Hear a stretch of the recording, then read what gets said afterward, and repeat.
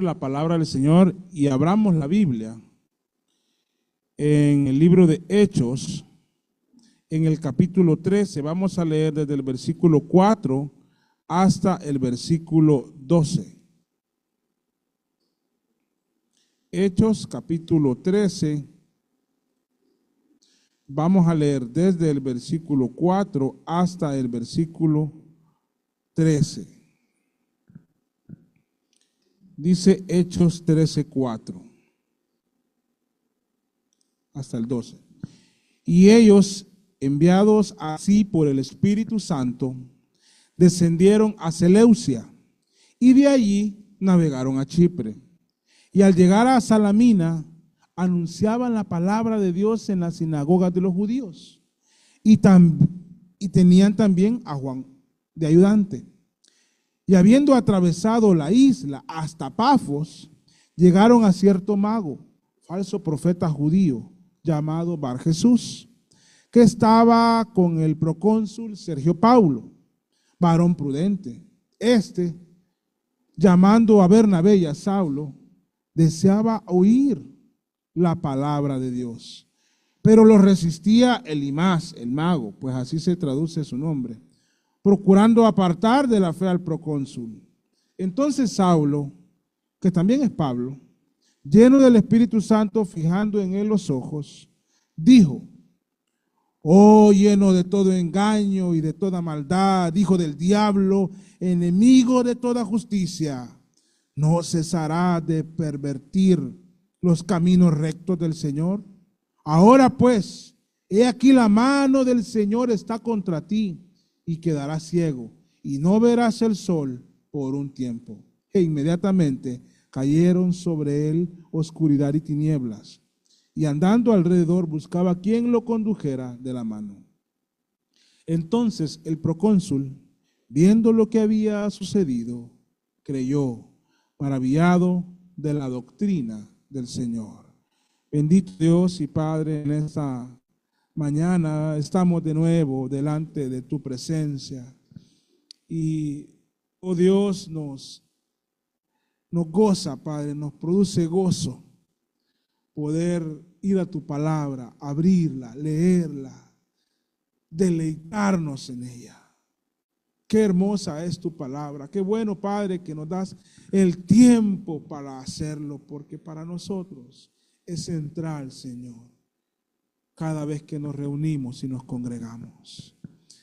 Gracias por esos hombres que tú has usado alrededor de los siglos para llevar tu santo evangelio de pueblo en pueblo, de lugar en lugar, de aldea en aldea, de caserío en caserío, a través de barcos, de trenes, de bestias, de camellos, de caballos, a pie, en avión, por tantos medios, Señor. Tú has movido a tu iglesia y lo sigues haciendo.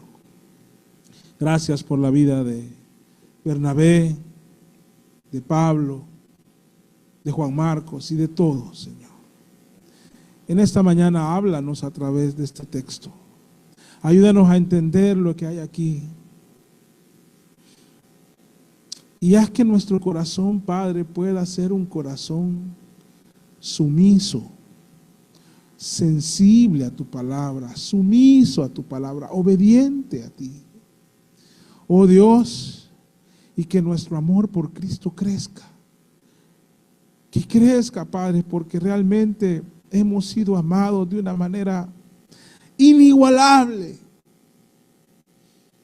Y lo menos, Padre, es que nos concedas amor y más amor hacia ti. Te pido, Dios, que me des humildad para exponer tu palabra, para que esta palabra expuesta tú la uses para edificación de los tuyos y para salvación de los perdidos. En el nombre de Jesús. Amén. El trabajo misionero de la iglesia del Señor. Hay algunas iglesias con dones especiales, con una influencia impactante. Hay iglesias con una evidente y marcada obediencia al Señor. Antioquía era una de ellas. Pero no todas las iglesias, hermanos, son llamadas o dotadas para asuntos tan relevantes para la historia de la iglesia, como fue en este caso la iglesia de Antioquía.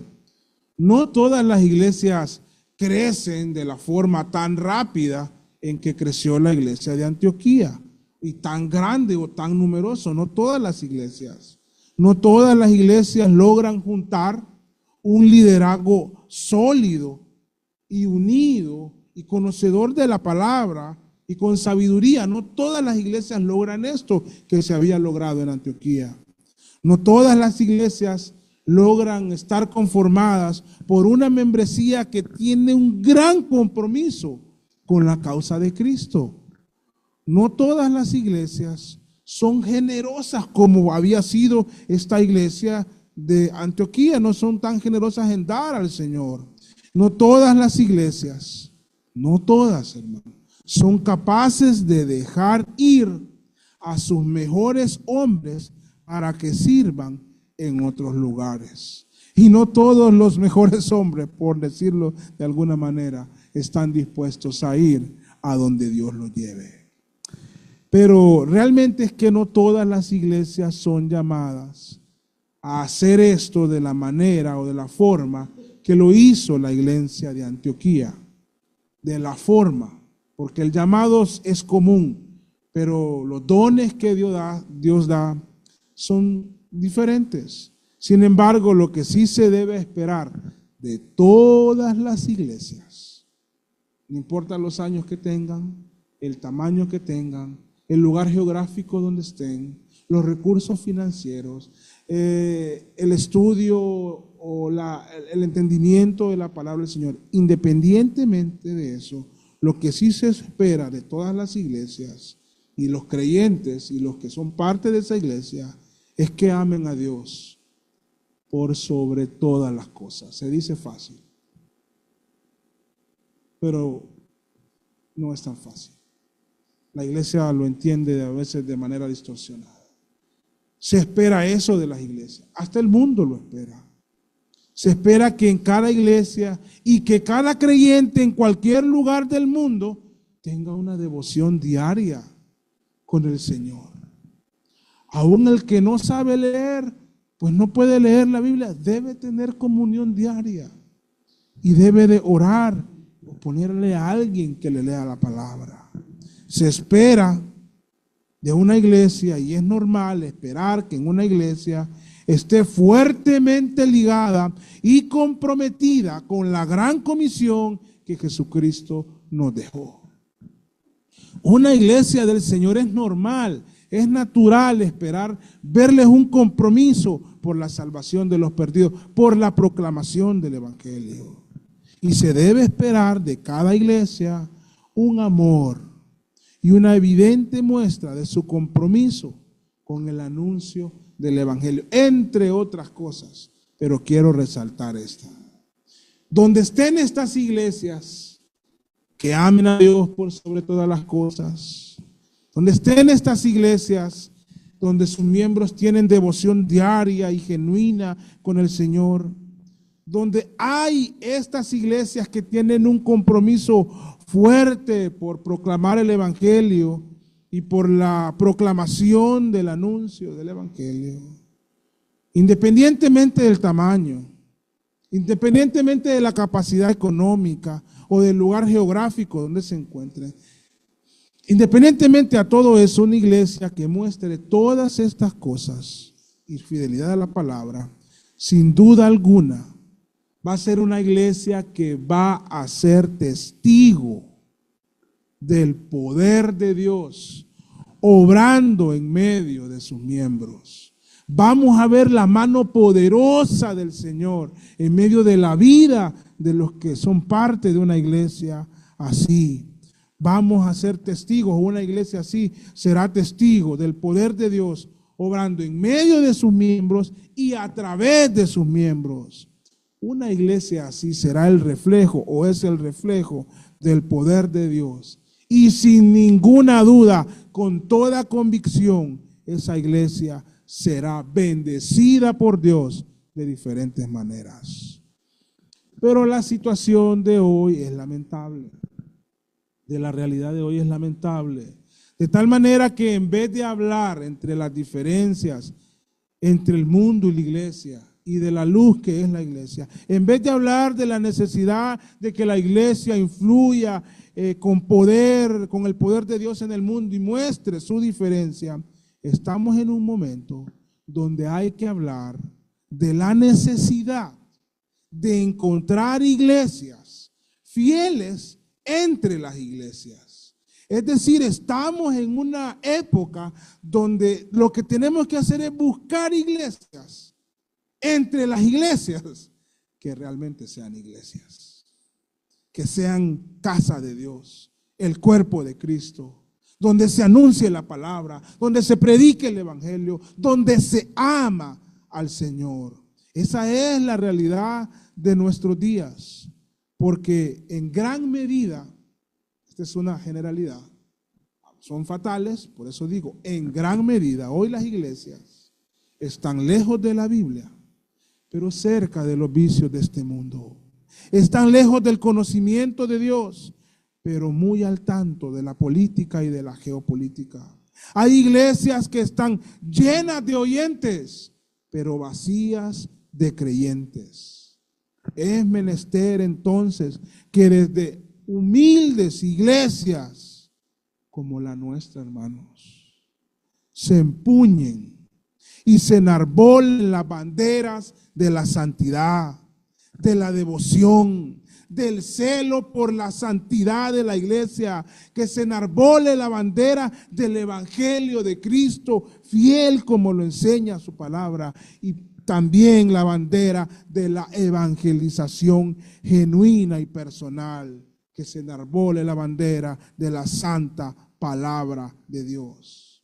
Porque ya, hermanos, ya la sociedad está plagada de iglesias que predican mucho de abundancia y progreso económico. Estamos infestos de eso, pero a la vez esas mismas iglesias tienen escasez de Cristo y están retrocediendo en el estudio de la palabra. Ya la sociedad está llena de esas iglesias, donde los pastores y los líderes son holgazanes, con el respeto a muchos colegas, pero son holgazanes para estudiar las escrituras. Sé que muchos son muy estudiosos, pero la realidad es que estamos llenos de iglesias donde los que predican son unos haraganes para abrir la Biblia, estudiarla, profundizar y predicar. La iglesia, la sociedad está llena de iglesias donde la inmoralidad en la iglesia no es diferente a la inmoralidad del mundo.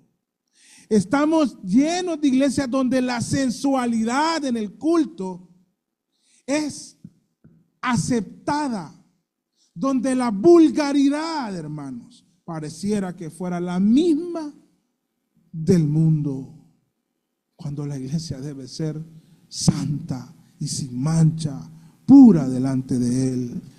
La iglesia, la sociedad y nuestro país ya está lleno, hermanos, de iglesias donde hay cantos bonitos y con buenos ritmos, pero que los cantantes son mundanos y nulos del temor a Dios.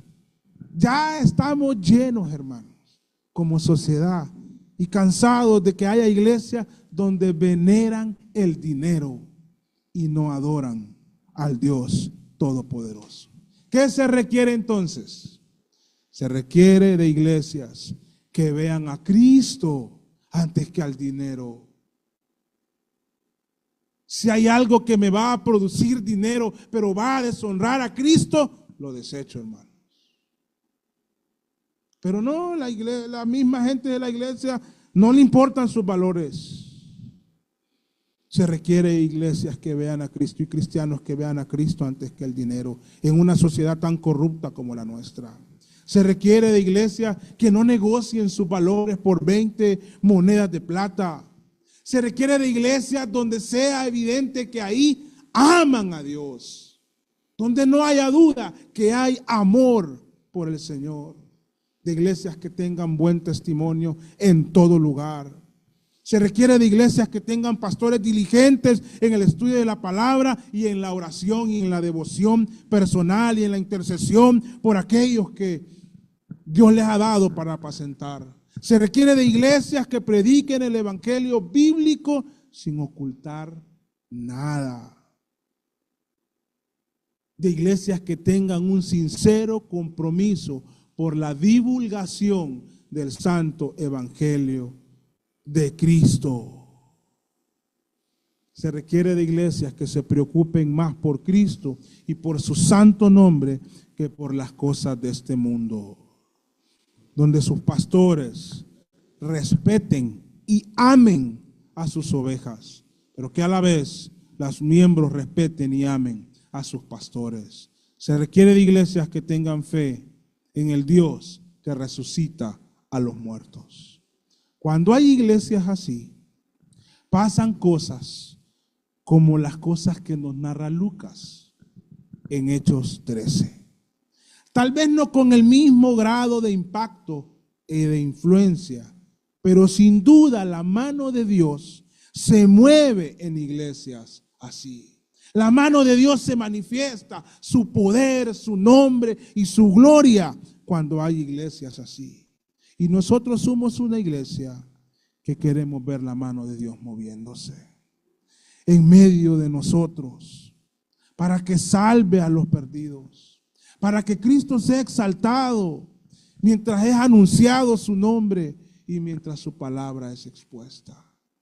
No importa que seamos una iglesia no tan grande, no tan antigua, pero el deseo de nuestro corazón, la magnitud del deseo de nuestro corazón de ver la mano de Dios moviendo corazones, obrando en medio de nosotros, es enorme. Y es necesario que a veces las iglesias como la nuestra, humildes, tomemos el liderazgo en cuanto a la santidad de la iglesia y en cuanto al mover de Dios. Entre ellos el trabajo misionero, porque el trabajo misionero requiere de iglesias santas, es decir, el trabajo de ir y plantar iglesias a otros lugares, requiere de iglesias santas, que envíen, que den y que oren y que evangelicen. Y yo considero que Antioquía era una iglesia con todas las cualidades que he descrito anteriormente. El texto que leímos durante el culto es propicio para remarcar y hacerlo de forma como una meditación, ese llamado de Dios a que la iglesia pueda vivir en obediencia. Voy a pedir que lo leamos de nuevo, el Primera de Pedro, capítulo 1, versículos 13 hasta el versículo 25.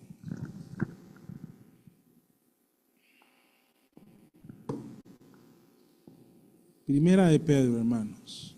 Dice, por esto, dice Pedro, teniendo ceñidos los lomos de vuestro entendimiento, sed sobrios y esperad completamente en la gracia que os traerá cuando Jesucristo sea manifestado. Como hijos obedientes. Ahí está, hermano.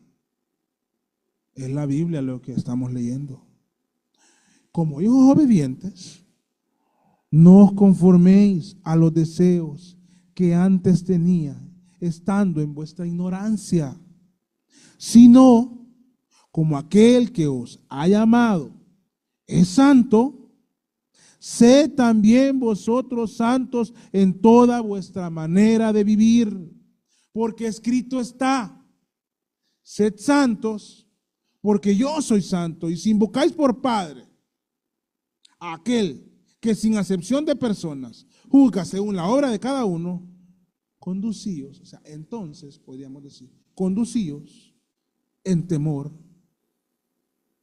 todo el tiempo de vuestra peregrinación, sabiendo, recordando, teniendo en mente, sabiendo que habéis sido rescatados de vuestra vana manera de vivir, la cual recibiste de vuestros padres, no con cosas corruptibles como oro o plata. El apóstol está diciendo cosas corruptibles.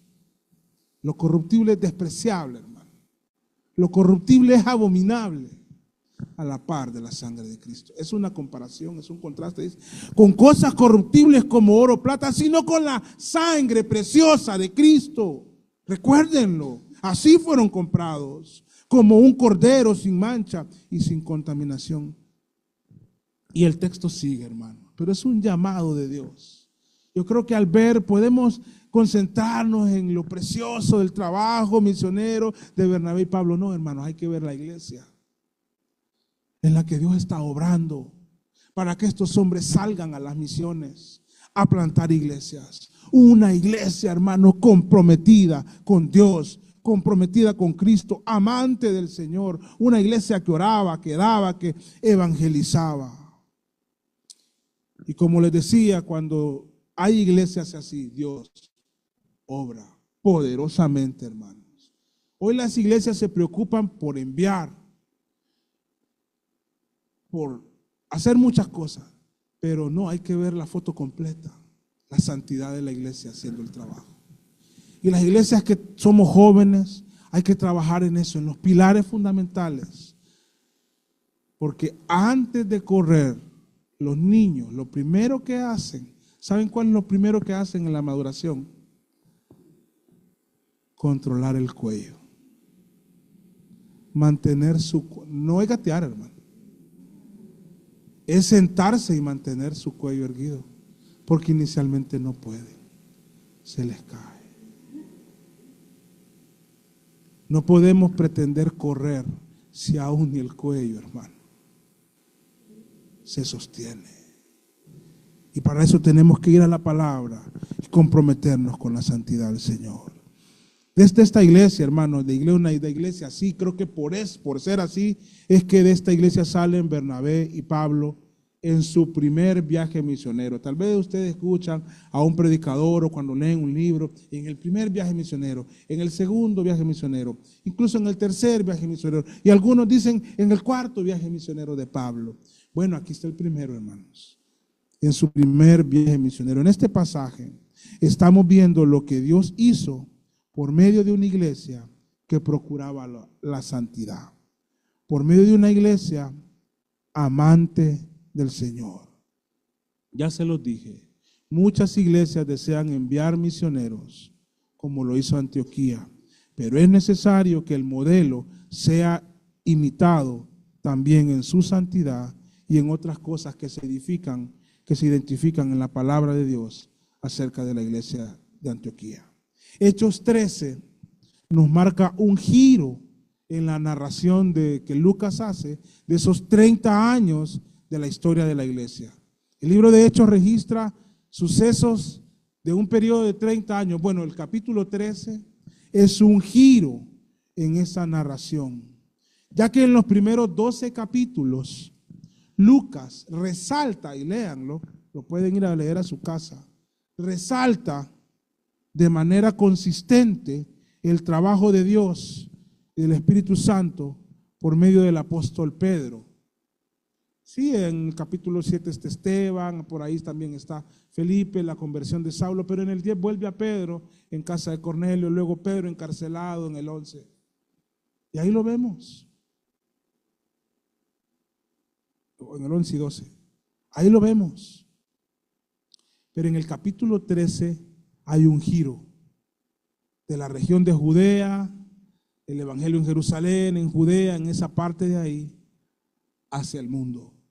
Entonces, a partir del capítulo 13, sobresale el trabajo que Dios hizo por medio de otro apóstol, del apóstol Pablo. Y sobre todo del trabajo que hizo en el mundo gentil. Aquí inicia su viaje misionero. Aunque ya en Antioquía alguien podría decir ya estaba haciendo trabajo misionero.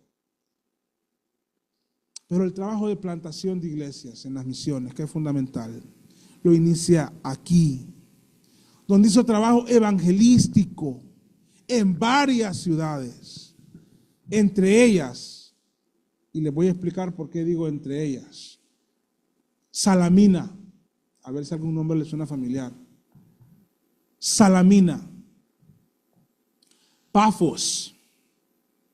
Recorrieron toda la isla, hermanos, de Chipre. Salamina está en un lado, Pafos está en el otro lado de la isla. Perge. Antioquía de Pisidia, es otra Antioquía. Iconio. Listra.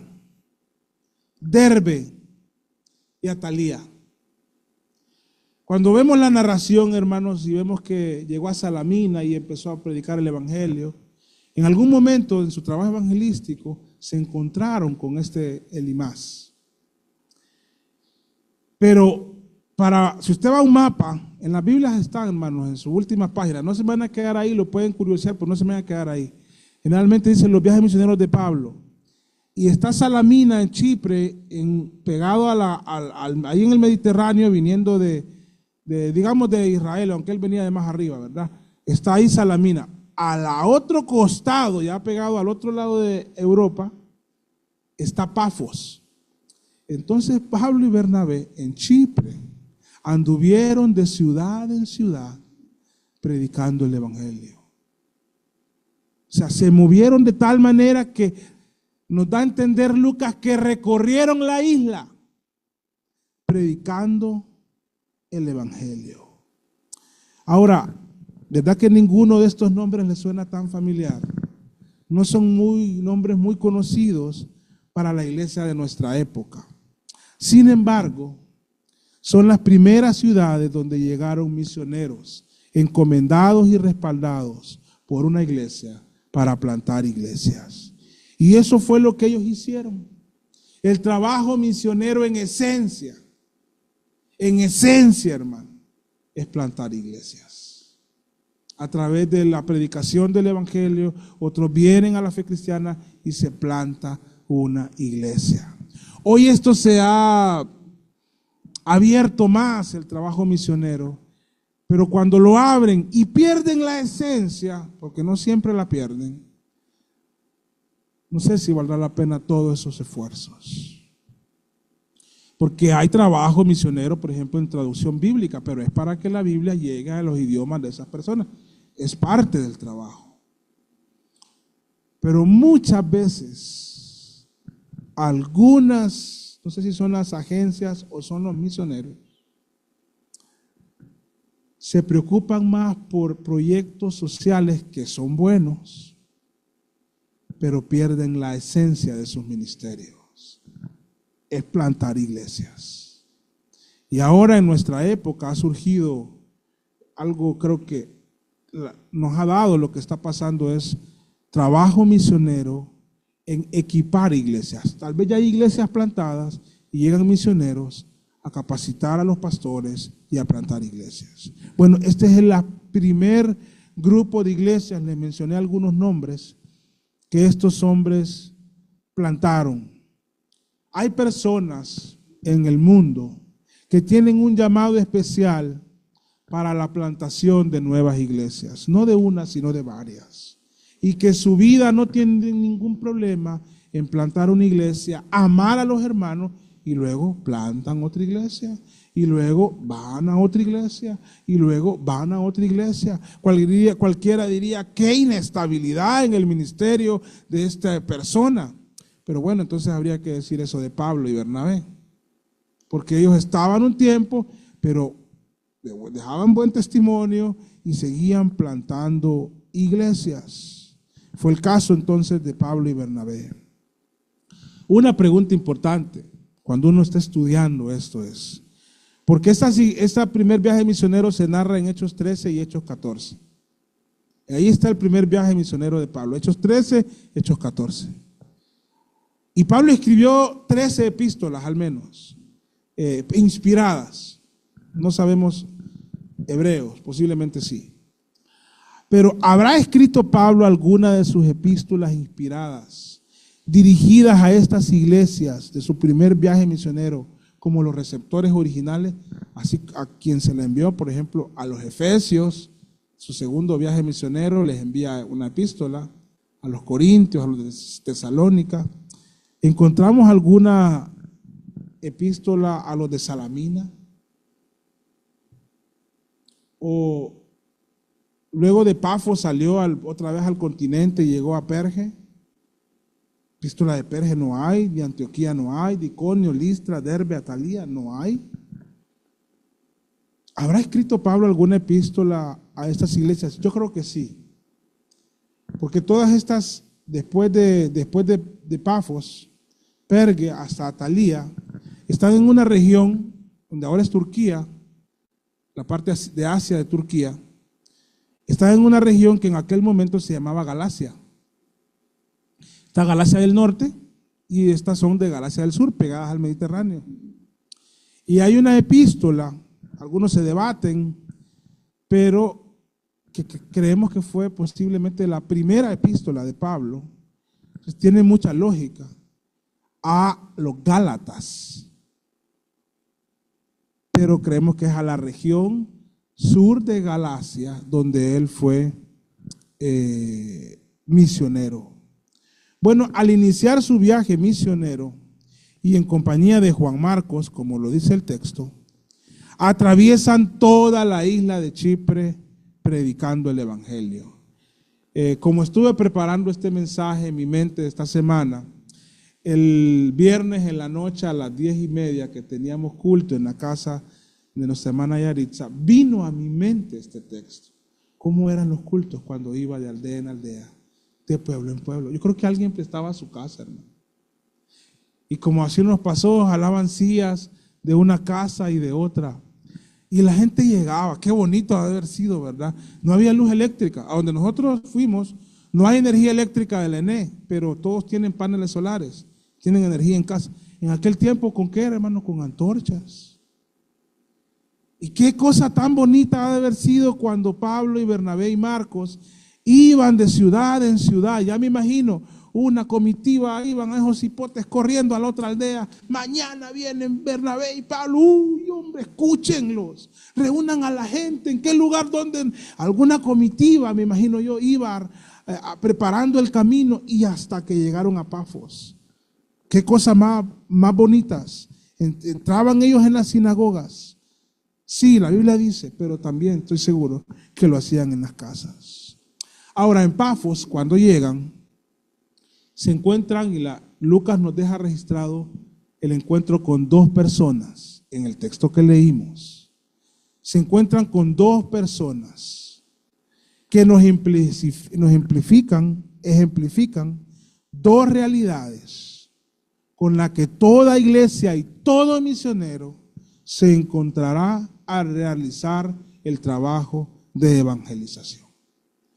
Uno es Elimás, mago, falso profeta y judío. El otro es Sergio Pablo, un procónsul. Un procónsul era una autoridad en una región de parte respaldada por el Imperio Romano. Entonces él era el procónsul de Pafos. Era una autoridad. Era un hombre prudente. Si leemos el texto lo identificamos. Ahí lo dice la palabra de Dios. Véanlo por favor, Hechos 13. Y dice, versículo 7, el procónsul Sergio Pablo, varón prudente. Lo dice con claridad. Y también era un hombre con sed de Dios y con sed y hambre para escuchar la palabra de Dios. La palabra de Dios nos lo dice. Él llamó a Bernabé y a Saulo. ¿Por qué lo llamó? Porque deseaba oír la palabra de Dios. Elimás, que fue una persona real, representa a los oponentes que se tienen en el trabajo del Señor. Porque hay una lucha espiritual sin descanso, lo venimos diciendo. Un misionero que estuvo, creo, 20 años en Brasil, ustedes lo conocieron, Mike Gunderson, estuvo aquí, un altísimo que habla español. Estuvo en Brasil y me contó algunas experiencias de Brasil en su llegada. Y entre recordando su experiencia, él me decía, fue como mi bienvenido a Brasil, una experiencia negativa, una lucha espiritual. Entonces, Elimás representa a los oponentes que se tienen en el trabajo del Señor. Él era uno de esos que está en contra del trabajo de la iglesia, boicoteando el trabajo de los siervos del Señor, que trabajaba para que las personas no vinieran a Cristo, y lo hacía de manera abierta. No era creyente, claro. Era un oponente, era un aguijón, era un adversario, era un detractor. Y lo tuvieron Bernabé y Pablo en Pafos y en el resto de su ministerio. La iglesia debe de estar preparada para cuando va a hacer el trabajo, saber que la cosa no va a ser fácil. No todo va a ser color de rosas, hermanos, porque el trabajo en el Señor es un trabajo difícil. Pero por otro lado está Sergio Pablo. Es un gentil, no es un judío, y ahí hay un contraste. Sergio Pablo, Elimás es un judío, Sergio Pablo no. En su caso es una autoridad del gobierno.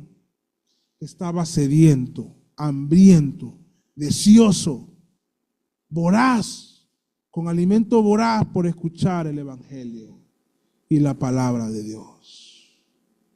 Qué hermoso es encontrarse en el caminar cristiano con personas que están sedientos de Cristo.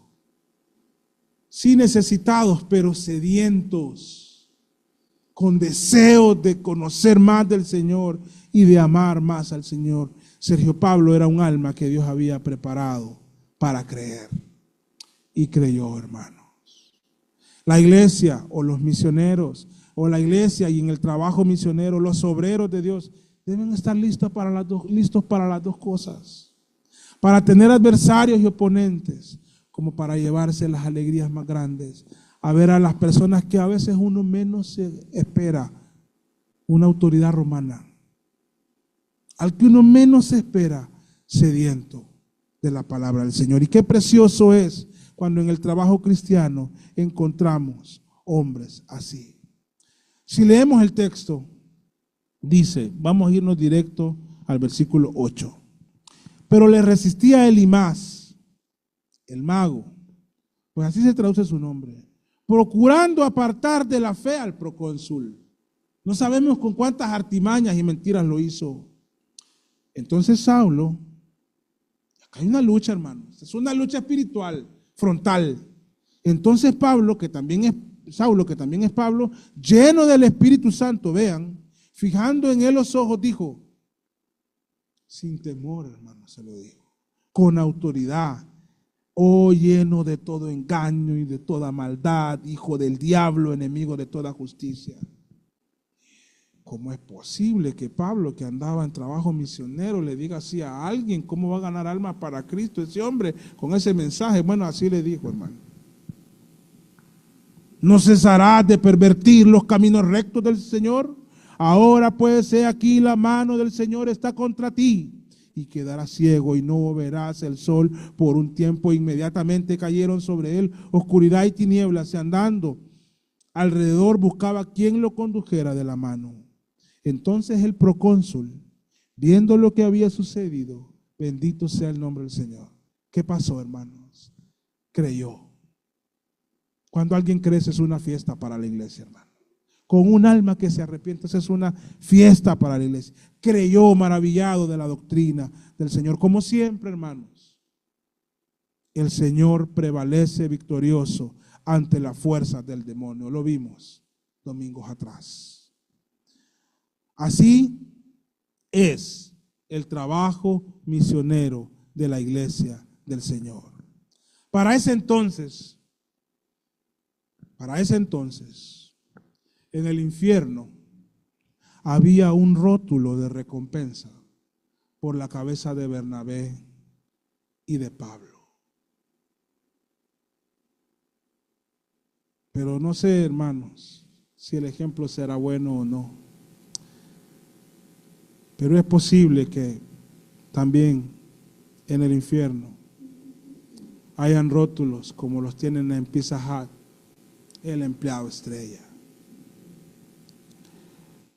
Pero preferimos que nuestra cabeza tenga precio en el infierno. Y ese es nuestro trabajo, hermano. somos enemigos de Satanás. No queremos ser sus amigos. No queremos de andar de manitas calientes con él. No, lo vemos de lejos y le decimos maldito. Porque él es un maldito, hermano. Y peleamos contra él. Estos hombres eran enemigos del infierno. Y peleaban de este otro lado, del lado del Señor. Bendito sea el nombre del Señor. Dios prevalecía. Lean y vamos a seguir estudiando qué le pasó a Pablo en su primer viaje misionero. Esto venía calentándose, hermanos. Esto apenas estaba calentando, encontrar oponentes. Y si la iglesia ha de crecer, si hemos de trabajar y si hemos de llevar las manos al machete, usando la figura que nos contaba el hermano Benjamín, y vamos a ir al trabajo, abajo del sol, van a venir adversidades. Nos contaba don José que un día está limpiando un lugar ahí y cuando termina de limpiar, le dice el compañero, y no vio esa barba María que está ahí, dice, pero que una hoja le tapaba, dísela, y que por esa hoja él se salvó, dice, que esa noche él no podía dormir, pensando como que hubiese pasado si en medio de esa montaña. Hermanos, cuando andamos trabajando en el camino del Señor van a salir serpientes, dragones, tiburones y de todo. Debemos por tanto estar unidos. ¿Ven por qué es importante todo el trasfondo de esta iglesia de Antioquía? Ellos estaban orando por ellos, respaldándolos a ellos. Y nosotros como iglesia queremos, sí, queremos ver la mano del Señor moviéndose en medio de nosotros. Es un deseo ferviente. Podemos hacer las cuentas y a veces sabemos que vienen cosas peores de las que nos imaginamos. Pero Cristo lo dio todo por nosotros, dejó toda su gloria. Nada que nosotros hagamos va a igualar el padecimiento y los sufrimientos de Cristo. Como iglesia, unámonos en Cristo y avancemos en la proclamación del Evangelio. Vamos a orar. Bendito Dios y Padre, gracias por tu palabra. Síguenos guiando a través de este libro de Hechos, Señor. Y aquí, Padre, nos enseñas tantas cosas. Que el trabajo misionero, Padre, el trabajo de evangelizar, el trabajo de plantar iglesia no puede parar. Que habrá adversidad, pero que si la iglesia está firme en ti, comprometida con la pureza, con la santidad, con tu palabra, con tu devoción, con obediencia a ti, tu mano poderosa se va a mover en medio de nosotros. Y eso es lo que queremos. Muéstranos tu gloria. Y no lo digo en los mismos términos de Moisés, de que no vas a abrir el mar o de que vamos a ver tu rostro, Señor. Sino queremos ver almas convirtiéndose de las tinieblas a tu luz admirable, Señor. En el nombre de Jesús. Amén. Amén. Que el Señor les bendiga, hermano Benjamín. Podemos continuar.